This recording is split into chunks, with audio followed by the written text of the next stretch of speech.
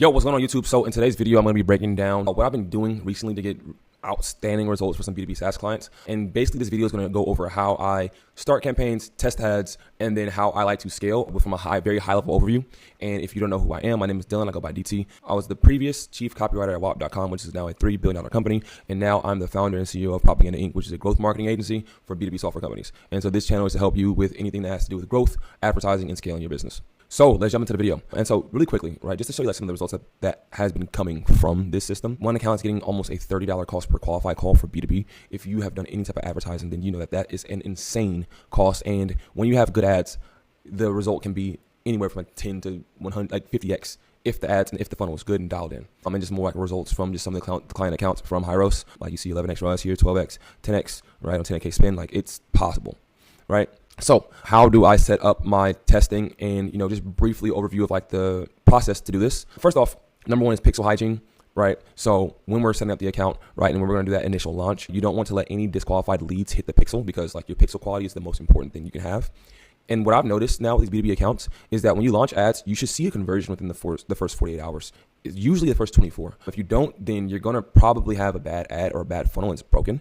But for the most part, at low spend, you're going to see a pulse. Initial ad launch, you're going to look at the funnel. You want to look at the cost per 3-second view. You want to look at your hook rate, your hold rate, which is like how many people who watch the first 3 seconds actually transition to watching 15 seconds or more, etc. Now, when you are doing your testing campaign and testing your first ads, your first concepts, you want to allow for a 5-day testing period. And for the daily spend, you want to spend 1/5 your target CPA as your daily ad spend. So if like your target CPA was $250 for a call, you want to divide that by 5, and that's your daily ad spend, so that your ads have enough time for day-to-day variance, and also it will give you the first pulse on low spend before you start ramping and like blowing all your money. And then something else, right, that I've noticed in like when you're testing these new concepts is that you don't want to test more than 5 creatives in one ad set, because it's just like, for the most part, maybe 2 are going to hog all the spend.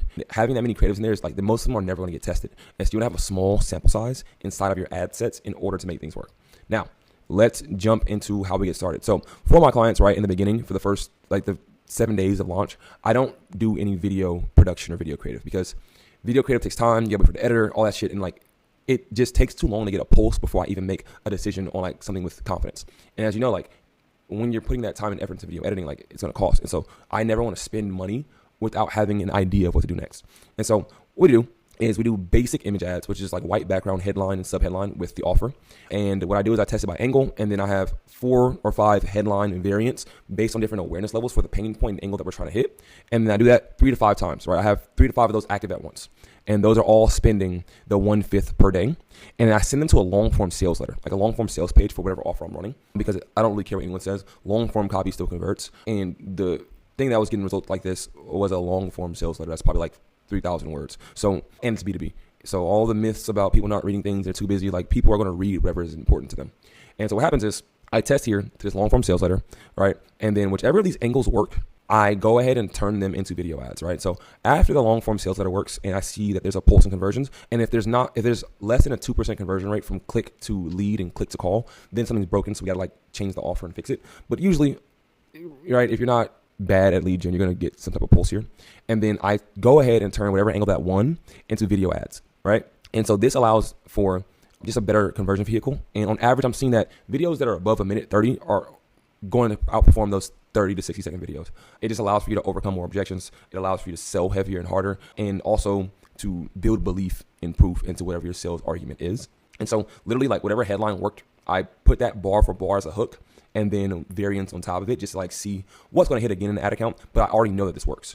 And so since I know that it works, you double down on it, right? And so you do that, then you do different angles, right? Because you never know what's going to work next, right? So multiple of these might get conversions, and now it's going to see like which video ads for this is actually going to work. And so I do one body and then hook variants for each of these winning ad angles. And I still run those back to the long form sales letter that has proven that it works, right? And then from there, after we have data on this, then we're going to go ahead and write the long form VSL. And then I do 3 hook variants for it. So now I've already gotten a control with ads, with angles, then ad creative, which is the video. And then we have the offer and landing page that works. And so pretty much you're going to just turn this into a VSL. And then I split test this in the ad account on the front end with 3 hook variants. And again, you will like, I've ran 18 to 30 minute VSLs on the front end in the ad account, and they convert well. And if this is already proven that this converts, you're going to want to run these in the ad account for Facebook and test them against each other with the same testing way that you do here with the 1/5 your target CPA. And this will allow you to see which VSL is going to work, right? And so you see that, right? You scientifically test all this shit, and then you'll know with certainty what needs to be done next. And so from there, you add the winning VSL to the landing page and the headline match the hook, right? And then it's just, your creative process and creative testing process. And so I'm not going to go too deep into the creative testing process in this video. I want to just kind of give you a quick, brief overview of like how I'm testing things. More videos are going to come where I'll be going deeper into like the exact testing SOP. I have a 60-page media buying document that I'm going to go through and give you and basically just break down exactly how I'm scaling accounts right now for B2B lead gen. And yeah, and so when you also have your winners, I don't like CBO. Some people do, but I do all my scaling in ABO with great automations. And if your metrics hold, you should be increasing spend by 25 to 100% every 3 days, right? Like it's a very simple process. The only problems to look out for are your offer. Like if your offer's bad, you're not going to get a good click to call conversion rate. You want to pay attention to your cost per click and your CPMs. That just, those are lagging indicators sometimes, but you still want to just pay attention to that. I'm noticing right now that like founder-led content with the founder in the ad and a brief like story in the body of them and why they founded the company, etc., is increasing the conversions. Like I ran a lot of AI stuff. I ran a lot of faceless stuff, AI, UGC, all that shit. And it's like, it doesn't hit the same because people trust people at the end of the day. And yeah, and so also when it comes to your scaling, right, I do an 80-20 split on variants versus net new creative concepts when it comes to the weekly creative I deliver to clients. And yeah, that's really about it. So if you like this video, let me know in the comments. I'm going to be dropping more B2B stuff, and I'll catch you in the next one.